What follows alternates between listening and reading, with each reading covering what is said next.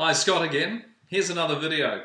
Now, this is really simple. It's basically designed for when you have guests turn up unexpectedly, that you can grab things from the refrigerator, set them on a little tapas tray like that, three bowls, and take things from the refrigerator that you've pre-prepared. Today we're going to do marinated mushrooms, which forms one part of the tapas trilogy, and we're going to do a hot salsa, which forms the center part of the trilogy, and the easy addition basically is just adding some pre-bought olives. You can cure your own olives, but that's a whole different story. You can dehydrate them and do wonderful things with them, but right now we're going to do something really special for those unexpected guests. So let's start with our marinated mushrooms. Take anything from a dozen to 24 button mushrooms. Now, interestingly enough, I couldn't get buttons this weekend at the farmers market, so I've got ordinary white portobellos, which are absolutely fabulous. They've got a lovely brown center in them, and they're sweet as, and we're going to actually marinate these. So the idea is just chop them in half, and then just slice them into small pieces, put them into a bowl where we're going to mix the marinade, and the marinade is going to be made up of agave to add a little bit of sweetener, some macadamia oil, and of course the secret ingredient is a little bit of apple cider vinegar, which just gives it a bit of, takes the acidity, takes the sweetness out of it, but gives it that cured feeling, very similar to what you'd experience if you were doing your own pickled onions or your own gherkins and things like that. So we just slice these up into bite-sized pieces, and we put them in the bowl, which we're going to mix up together with all these goodies. And this is one of my most favorite dishes because it's actually seriously versatile, because you can use these mushrooms other than a three-way tapas. You can actually use the mushrooms to go on top of a salad as well. And I also blend them beautifully in some of the sauces that I do. So they're very versatile. Just break them up so that they're going to get cured well through the center. Now this is all you're doing, you're just chopping those up, adding some macadamia oil, and we want this to basically cover the whole thing. And our little sprinkler doesn't work terribly fast on video, it's designed that way to be a little bit obstructive, but anyway, we add that, and we get a nice coverage. Get your fingers in there to work the oil all around them, split up any mushrooms that might have stuck together, and that's the macadamia oil. The next thing we're going to do is to add agave. Now this is on the recipe which you can download. This is on the PDF which you can download, about 1/4 cup of agave, and add that. Keep some over, just in case you want to add a bit of sweetness, and just a dash of apple cider vinegar. You won't need much more than that. And then just get your fingers in there and work that around. It's one of the most delightful feelings when you actually put your fingers into raw food. Absolutely incredible. Oh, that is delicious. Now, the secret with marinating mushrooms is to leave them for 3 or 4 days. Just have a little taste. And that's absolutely perfect. So you've just got a little element of sweetness there, a little element of acidity, and of course the oil, which basically just keeps everything stuck together. So that is essentially your marinated mushroom. It's as simple as that. There they are there.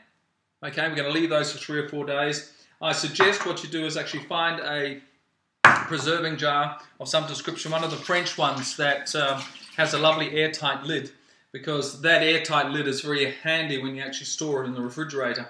Now obviously, for the benefit of this little exercise, I have done some, which I'm going to add to the center of this in just a second.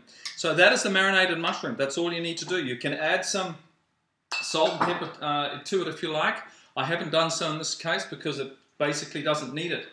Now the next thing we're going to do is we're going to do a tomato salsa. And same thing, do it up in a bowl. You'll find it so much easier. There's the bowl. One large tomato, one large red juicy tomato, diced relatively finely, because what we're going to do is suggest that you actually serve this tapas, this three-way tapas, in with seed crackers. And of course what you want to do is have your guests to load up the seed crackers, and anything that's sort of large is a little bit difficult to get onto the seed cracker, and it goes all over the place. So here's the diced tomato. Now this is how quick it takes. It's just as simple as this. There's the diced tomato, which we'll put in there. Now we're just going to mix this all up. a quarter to half of a Lebanese cucumber, but you can use any cucumber you like at the end of the day. Same story, we're going to just dice this up and just make those nice and thin. And then what I do is I just take it down the center here as well, and then just dice. So you've got a whole lot of beautiful little squares here that will go into the mixture. Now this is a hot one. You don't have to make it hot. You can make it mild if you don't want to blow your guests' brains out, which is fair enough. So we add that to the tomato. And this is so simple, it's not funny. A red bell pepper. Now sometimes they're the squat round ones. This is actually a banana pepper from my local market. I'm going to take half of that, and I don't even bother about the seeds inside. Most of the seeds anyway are all out of the bottom half of the banana pepper. Excuse me. And then just cut this again, just dice it. And I'm actually just going to give this a bit of a working over because the other ones are damn sight easy to actually work. The other bell peppers, I should put that there for a second. And we'll just give this a bit of a mincing over with our sharp knife. And remember, of course, you know, one of the benefits of actually doing really lovely raw food is to have a sharp knife, because with a sharp knife you can do pretty well anything and you're not embarrassed. Because I know that vegetables and fruit don't necessarily have a tough skin, but sometimes it's just a matter of being able to work quickly. Alright, so there we go. Now, not in the recipe, but I've got some fresh chives here. I'm going to put in my lovely little habaneros, or this is actually a pimento, and that's actually very warm, and that's come from the farmer's market, so I'm going to put one of those in there. But I'm also going to put a bit of greenery, so I'm just going to chop up some of these garlic chives, which give the whole thing not only just a lovely sense of occasion in terms of the colour, but also, I'll just cut those big bits up, also a lovely taste. So again, in your salsa, you're free to, I give you the opportunity to actually digress if that's what you want to do, because remember, as I've said before, none of the raw videos recipes are actually should be adhered to. You are given permission to to experiment as I do. Okay, so we just add that there. Alright. Now the other thing we're going to put in here is we're going to put in a little bit of lime juice. Where are my limes? They're here. I'm just going out of shot for a minute. And the limes just give it a real spice. And grab a fork. It's easy to get the lime juice out if they squeeze that into there. Now this again is one of my most favourite meals. It is interesting, it's exciting, it's exotic. We'll put the whole lime in there. We're going to season this with a bit of salt and pepper. So one whole ripe red juicy tomato and about a quarter to half of a Lebanese cucumber, and again quarter to half of a red bell pepper. I've added the habaneros, I've added a few of the garlic chives, and now we just need a little bit of seasoning just to top that off. Now if you've had a telephone call and the guests are on their way, you can get this sussed in literally 2 minutes. First of all, you've got the mushrooms that are already marinated in your refrigerator, you've got the olives in your refrigerator, and you've got something nice and fresh and raw, ready to go for them when they walk through the door. With a bit of seed bread, which I'll get out of my dehydrator because I had a load of seed bread on today. And we're just going to add this to the center of our dish here, and I'll just pull this back so that you guys can see what I'm doing here. There we go. We add this to the center.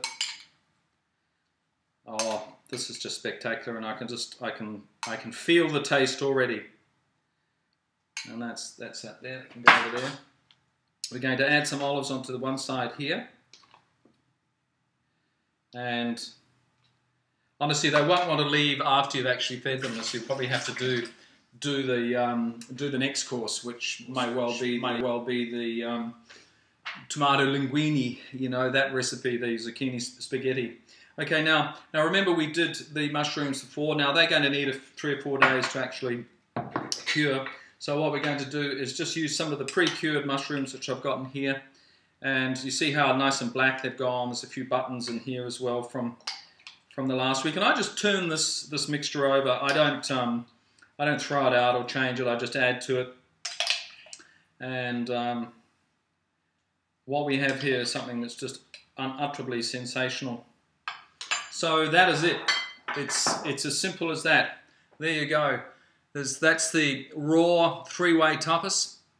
And in the center you've got your salsa, which you've made, which is nice and fresh. You've got your marinated mushrooms, which are a great talking point. And of course you've either got your own cured olives or pre-bought olives. But enjoy that, because it's absolutely fantastic and a great addition to your raw recipe repertoire. So until the next video, healthy, wealthy and wise, you know what I'm going to say. None of them are any good unless you've got your health. And just stay raw and be good at it. Okay? So until the next video, I'm Scott Mathias. Cheerio.